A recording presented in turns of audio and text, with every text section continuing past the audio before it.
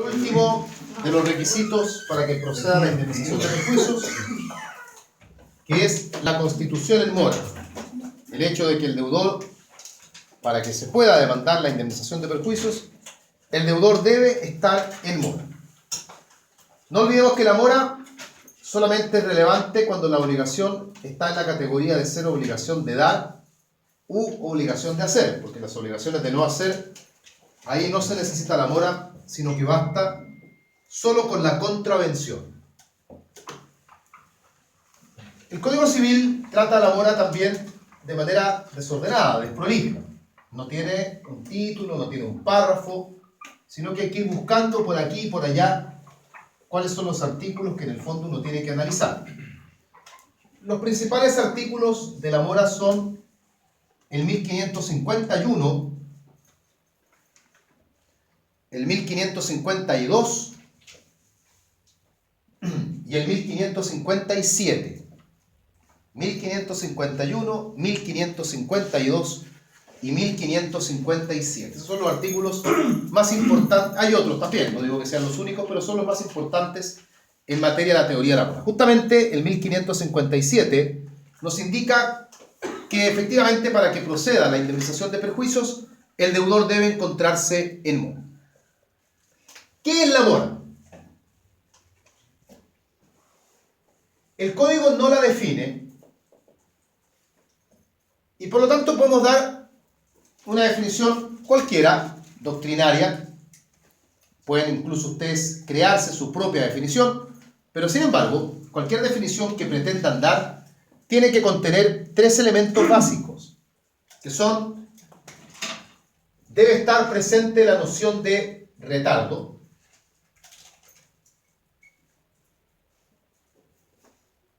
demora, retardo, tardanza, como lo quieran decir.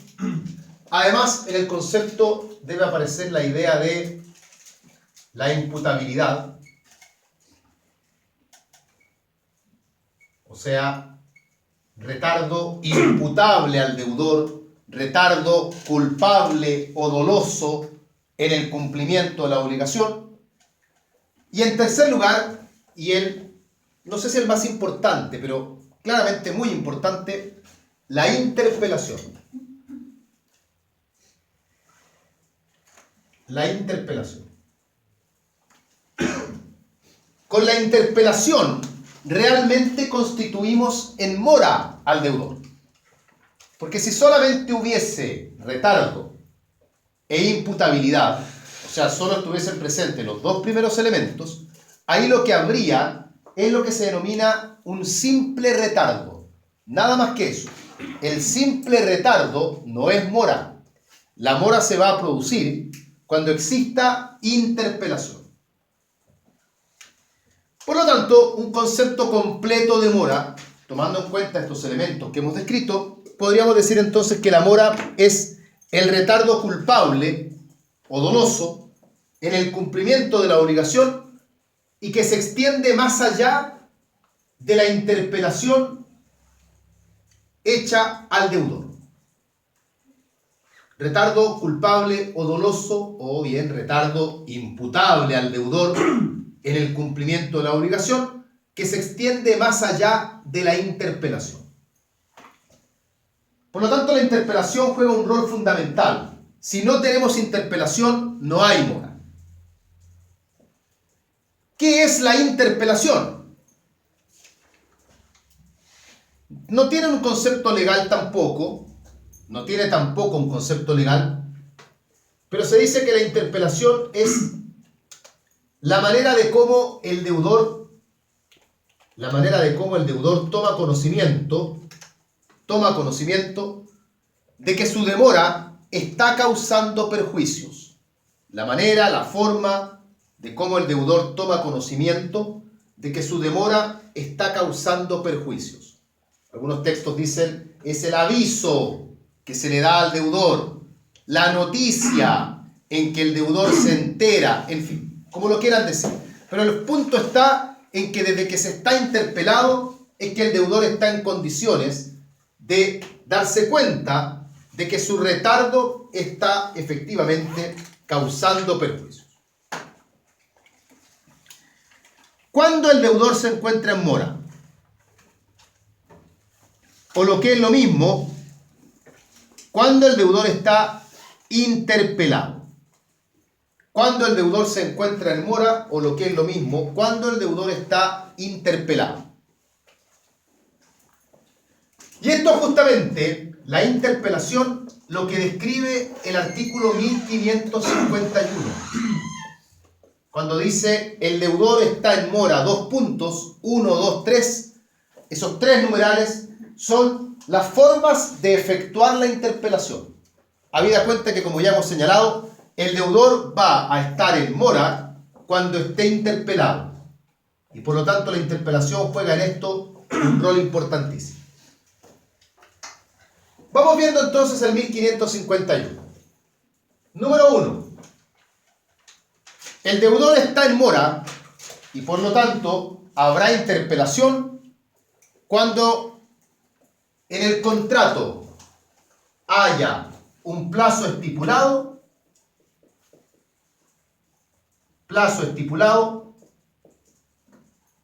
y el deudor dejó transcurrir el plazo sin cumplir. Había en el contrato un plazo estipulado y el deudor dejó pasar el plazo sin cumplir con la obligación. No olvidemos que plazo estipulado es un plazo acordado por las partes, es un plazo convenido que las partes han fijado de común acuerdo.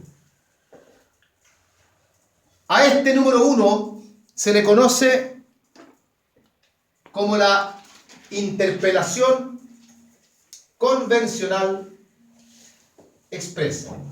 Interpelación convencional expresa. Este es el nombre que toma el numeral 1. Interpelación convencional expresa. Hay un contrato, en el contrato hay un plazo estipulado. La sola circunstancia de que el plazo transcurra provoca que el deudor quede en mora. No se requiere nada más. Habíamos acordado que había que cumplir el día de ayer, no cumpliste, ya estás en mora y por ende de aquí en adelante empiezan a correr los perjuicios. Todo esto, a menos que, excepción, que la ley exija interpelación judicial. O sea que a pesar de haber plazo estipulado, la ley exija interpelación judicial. Como ocurriría, por citar un ejemplo, en el contrato de arriendo. En el contrato de arriendo la ley dispone que aunque haya un plazo acordado por las partes, si el arrendatario no paga la renta, no va a estar en mora solo porque transcurra el plazo, sino que se necesitará que sea reconvenido judicialmente. De hecho, ahí se practican 2 reconvenciones, no solamente una.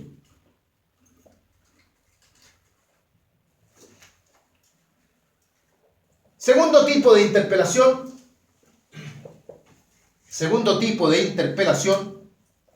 es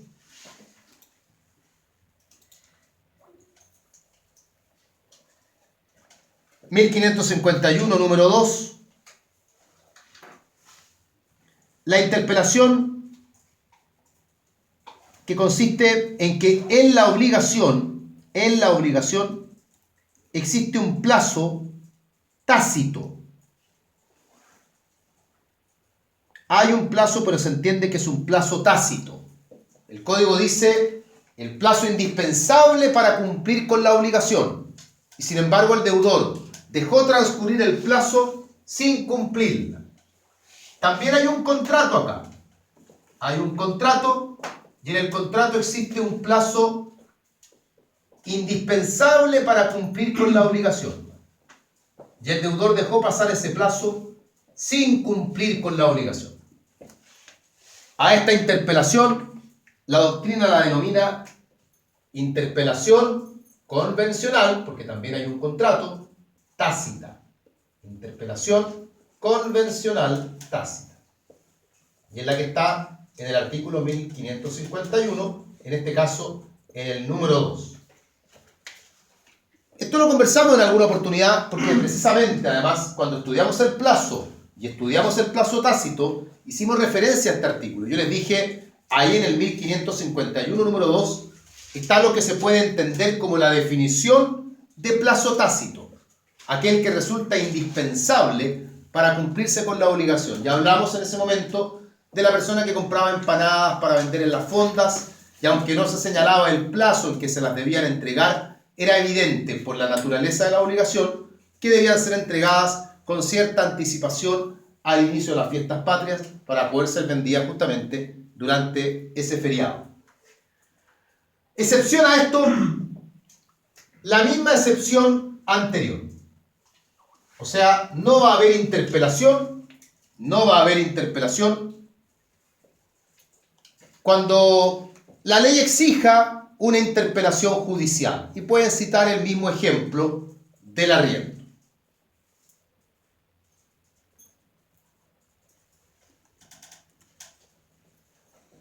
Tenemos entonces la interpelación convencional expresa en el número 1, la interpelación convencional tácita en el número 2.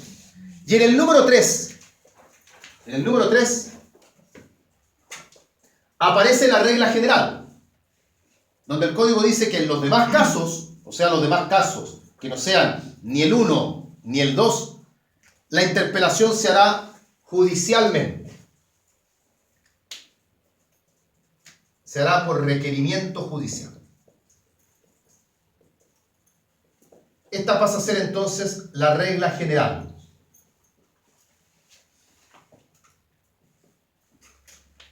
Y es conocida por ende en doctrina a esta tercera clase de interpelación directamente como la interpelación judicial. Interpelación judicial, que como ya hemos dicho es la regla general. ¿Cuándo procedería la interpelación judicial? Para ir dando algunos ejemplos. Por descarte no puede proceder ni en el caso del 1 ni en el caso del 2. Por lo tanto, ¿cuándo procedería la interpelación judicial? Va a proceder la interpelación judicial en algunos de los siguientes casos.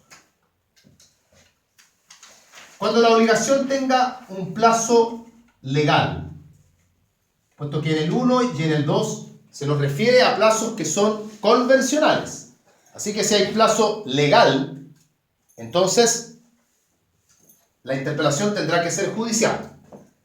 También habrá interpelación judicial cuando exista plazo judicial. De nuevo por lo mismo, porque en el 1 y en el 2 se nos habla de plazos convencionales. Así que por descarte, si el plazo ha tenido como origen una resolución de un tribunal, el plazo entonces es plazo judicial. Número 3, cuando haya plazo unilateral. O sea, un plazo que ha sido impuesto voluntariamente, pero por una sola voluntad. Un plazo en un testamento, un plazo en una oferta, etc. ¿Por qué? Porque el 1 y el 2 nos hablan de plazos convencionales. Y por ende el plazo unilateral quedaría amparado en la regla general. Número 4, cuando en lugar de haber plazo haya condición. Puesto que el 1 y el 2 se refieren a plazos, si existe condición, también la mora deberá provocarse por interpelación judicial. En quinto lugar, cuando la obligación sea pura y simple, debido a que el 1 y el 2 giran en torno a la idea de que haya plazo. Si la obligación es pura y simple, no se aplica ni el 1 ni el 2, habrá que ir entonces por la interpelación judicial. Y por último, se aplicará también la interpelación judicial cuando la ley expresamente lo señale, como sería de nuevo el caso del arriendo, donde ahí la verdad es que da lo mismo si había o no había plazo convencional. Ahí hay norma expresa legal que dispone que en ese caso tiene que haber interpelación judicial. Todo esto es muy importante porque se pregunta mucho. ¿Cuándo el deudor está en mora? ¿Qué es la mora? ¿Qué es la interpelación? Clasifique la interpelación. ¿Cuál es la regla general? ¿Cuándo opera la regla general? En fin. Pasemos a ver ahora, todavía estamos en la mora, cuáles son los efectos de la mora. Efectos de la Constitución en mora.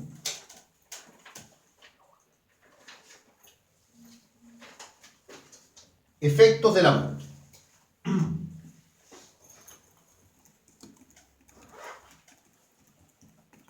Primer efecto, vamos al artículo 1552. Si el contrato es un contrato bilateral, la mora puede dar lugar a la excepción de contrato no cumplido. Esto también lo estudiamos en su momento en lo que se conoce vulgarmente como la mora purga la mora. Puede darle cabida a esto a la excepción de contrato no cumplido. La mora purga la mora. No olvidemos que en un contrato bilateral, si ambas partes están en incumplimiento, no puede una estar en mora, dado que ambas no han cumplido, por ende, esta expresión vulgar, la mora purga la mora, conocida mejor como la excepción de contrato no cumplido. Como segundo efecto de la mora, nos vamos al 1557, y que es la razón por la que estamos viendo el tema, y es que la mora es un requisito para que proceda la indemnización de perjuicios. Si no hay mora, no hay perjuicios. Esto, sin embargo, solo en las obligaciones de dar y en las de hacer, porque ya hemos dicho que en las de no hacer no se necesita mora, ahí basta solo con la contravención. Como tercer efecto, que lo vimos el día de ayer, la mora provoca que el deudor se haga responsable por la fuerza mayor o caso fortuito. Se haga responsable de la fuerza mayor o caso fortuito. Lo vimos ayer. Regla general, la fuerza mayor y el caso fortuito eximen de responsabilidad. Excepción, cuando el deudor se encuentra en mora, tendrá que responder a pesar que haya fuerza mayor o caso fortuito. Contraexcepción, cuando el deudor pueda demostrar que si hubiese cumplido oportunamente, la cosa igual habría perecido en manos del acreedor. Y que sin embargo, aunque opere la contraexcepción, igual deberá indemnizar la indemnización moratoria. Todo esto lo conversamos ayer, por eso lo estoy recordando así de forma sucinta nada más. Pero el efecto que me importa en este momento es destacar que habiendo mora, el deudor se hará responsable por la fuerza mayor o caso fortuito. Un cuarto efecto de la mora, en las obligaciones de dar, el deudor deberá restituir los frutos desde la constitución en mora en adelante. Desde que el deudor se encuentra constituido en mora en las obligaciones de dar, desde ahí en adelante es que deberá restituir los frutos que la cosa haya producido. Tú me tenías que entregar un caballo el 10 de agosto y me lo entregaste el 20 de septiembre, una yegua, y en el intertanto la yegua tuvo un potrillo, me tienes que entregar el potrillo, porque ese fruto se debió haber producido estando el caballo en mi propiedad, siendo mío. No lo era todavía porque tú no me lo entregaste oportunamente, pero de todas formas los frutos que se producen desde la mora en adelante pasan a pertenecerle al acreedor y el deudor tiene por tanto el deber de entregarlos. Ahí están entonces los efectos de la mora. Todo esto configura lo que es la teoría de la mora, que es muy breve. Concepto de mora, los elementos que son los que están ahí, retardo, imputabilidad, interpelación, los casos en que el deudor está en mora y los efectos de la mora. Pero para cerrar el tema mora, los textos suelen agregar también una última figura, que la vamos a repasar ahora, y que es la conocida como la mora del acreedor. La mora del acreedor. Que hace referencia a un artículo del Código Civil que está en materia de compraventa, y que es el artículo 1827. 1827. ¿En qué consiste esto de la mora del acreedor? Conceptualmente, la mora del acreedor es la negativa injustificada, esta no es definición legal, por si acaso, negativa injustificada del acreedor, negativa injustificada del acreedor a recibir un pago que es válido. La negativa injustificada del acreedor a recibir un pago que es válido. O sea, el deudor está intentando pagar y el pago que efectúa el deudor, el pago que está intentando efectuar, es un pago que cumple con todos los requisitos del pago. Y sin embargo el acreedor, sin causa, se niega a recibir el pago. Por ejemplo, yo en la sala de clases necesito sillas. Y un día que me toca ir a hacer clases fuera de Santiago, por ejemplo, tengo que ir a hacer clases en Talca, me encuentro con que hay un señor que está vendiendo 50 sillas universitarias. Y las está vendiendo a un excelente precio. Tanto así que incluso transportándolas a Santiago me sale a cuenta. Y yo le digo, oiga, mire, yo le compro las 50 sillas, ¿cuánto me cobra por llevármelas a Santiago a mi casa? Y él me dice, sale tanto. Ya le digo, llévelas a Santiago, lo espero el día sábado a las 10 de la mañana. Y el tipo arrienda un camión, qué sé yo, gente que lo ayuda a subir la silla al camión, todo eso, y viaja a Santiago, gasta en benzina, tiene que ir acompañado de un par de personas que lo ayuden, también les tiene que pagar, y llega aquí el día sábado a las 9:30 de la mañana, o sea, llega puntualísimo a entregar la silla. Y yo salgo y le digo, ¿sabe qué, mi amigo? No voy a recibirle la silla hoy día, tráigamela el lunes, porque tengo el cumpleaños de mi hijo en la casa, estoy organizando cosas, hay juegos inflables en el patio, no tengo la posibilidad de desembalar la silla, así que tráigamela el lunes. El deudor está intentando un pago que es exacto, íntegro y oportuno. Y yo como acreedor me estoy negando injustificadamente, porque ustedes dirán, pero era el cumpleaños del hijo. Sí, pero eso no es una justificación legal. No podemos calificar esto de fuerza mayor ni caso fortuito. Y yo me estoy negando a recibir el pago. Eso se llama la mora del acreedor. Ahora, esta mora del acreedor, ¿qué efectos produce? ¿Cuáles son las consecuencias derivadas de la mora del acreedor?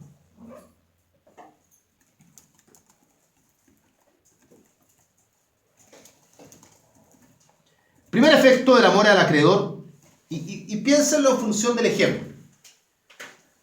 El acreedor deberá indemnizar al deudor de todos los perjuicios que éste sufra por el retardo. El acreedor deberá indemnizar al deudor de todos los perjuicios que éste sufra por el retardo. Piensen ustedes que la persona que viene desde Talca, si yo le digo que vuelva el lunes, va a tener que volver a Talca o quedarse en Santiago. Cualquiera de las dos alternativas le va a generar gastos. Y yo como acreedor se los voy a tener que indemnizar. Días de arriendo del camión, alojamiento, alimentación o el gasto de benzina de ida nuevamente y de vuelta, en fin. Segundo efecto, el riesgo de la pérdida de la cosa lo asume el acreedor. El riesgo de la pérdida de la cosa lo asume el acreedor. O sea, si las sillas se destruyen, a pesar que son cosas genéricas, el acreedor tendrá que asumir la responsabilidad. Todo esto por encontrarse en mora, el acreedor. Tercer efecto,